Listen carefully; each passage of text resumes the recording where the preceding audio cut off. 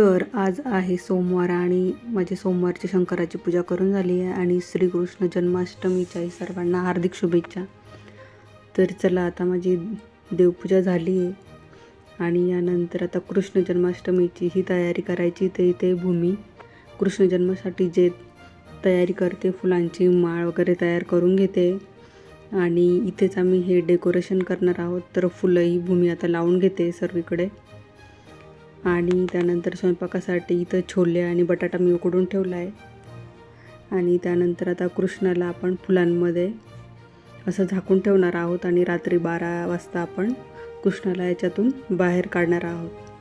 तर मी त्याच्यावरती एक असा कपडा टाकून ठेवला आहे आणि त्यानंतर पुरी बनवण्यासाठी इथं पुरींचं पीठ भिजवलं आहे आणि छोलेची भाजी करण्यासाठी इथं कांद्याची पेस्ट आणि टमॅटोची पेस्ट तेलात थोडंसं जिरं टाकून परतवून घेते आणि तेलात चांगलं असं परतवून झाल्यानंतर त्यात मी 2 चमचे लाल मिरची पावडर, 1 चमचा हळद आणि 1 चमचा गरम मसाला टाकून पुन्हा व्यवस्थित हलवून घेते आणि उकडलेले छोले आणि बटाटा त्यामध्ये टाकून व्यवस्थित हलवून घेते आणि त्या अंदाजानुसार पाणी टाकून घेतल्यानंतर मी मीठही टाकते आणि मीठ टाकल्यानंतर पुन्हा व्यवस्थित हलवून घेते.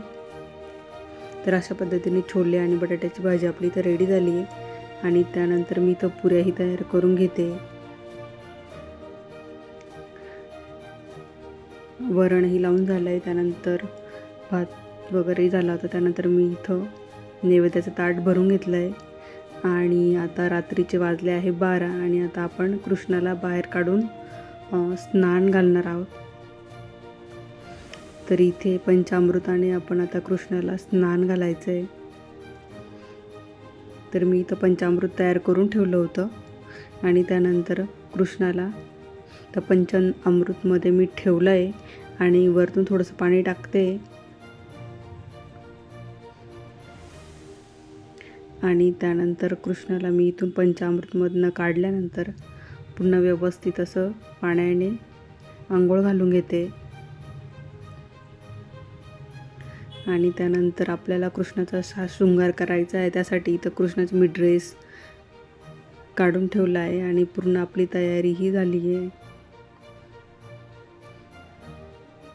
तर यानंतर ड्रेस घालण्या अगोदर मी थोडंसं तूप लावून घेते, कारण कृष्णाचा आत्ताच जन्म झाल्यानुसार आपण जसं बाळाला करतो बुवा तेलाने मालिश, तशी इथं मी थोडंसं तूप घेतलं आहे आणि त्याने व्यवस्थित सर्व अंगाला चोळून घेतल्यानंतर पुन्हा कपड्याने पुसून घेते आणि त्यानंतर आपण आता कृष्णाला ड्रेस आणि दागिने घालणार आहोत आणि मुकुटही घालणार आहोत.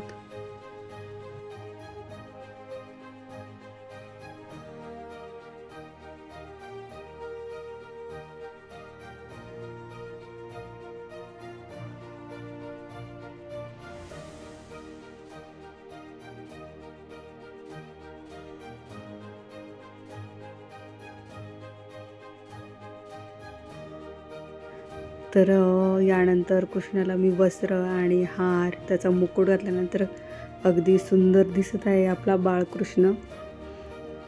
आणि यानंतर इथे मी बासरीही ठेवून घेणार आहे.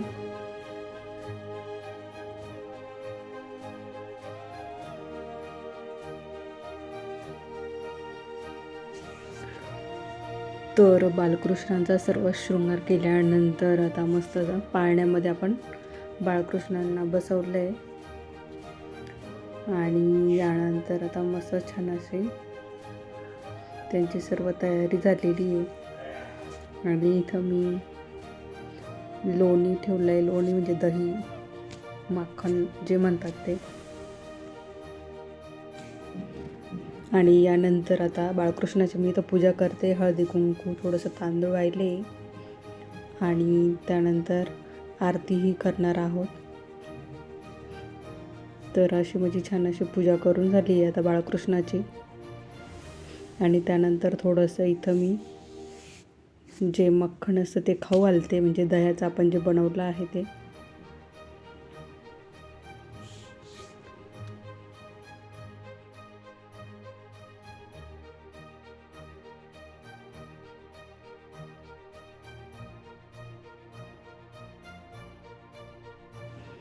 आणि अगदी छान दिसतं आपला बाळकृष्ण.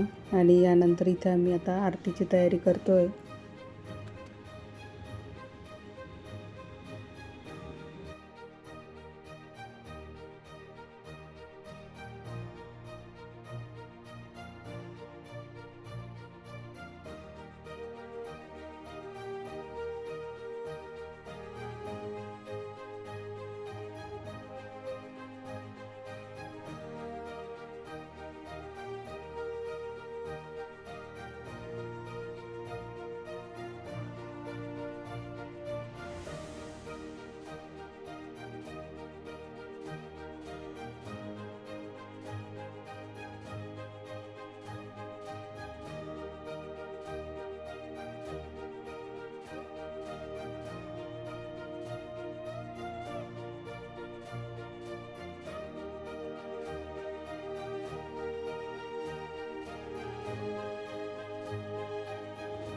आणि इथे आरती करून झाल्यानंतर आता कृष्णाला सर्वजण आता थोडासा असं झोका देत आहे.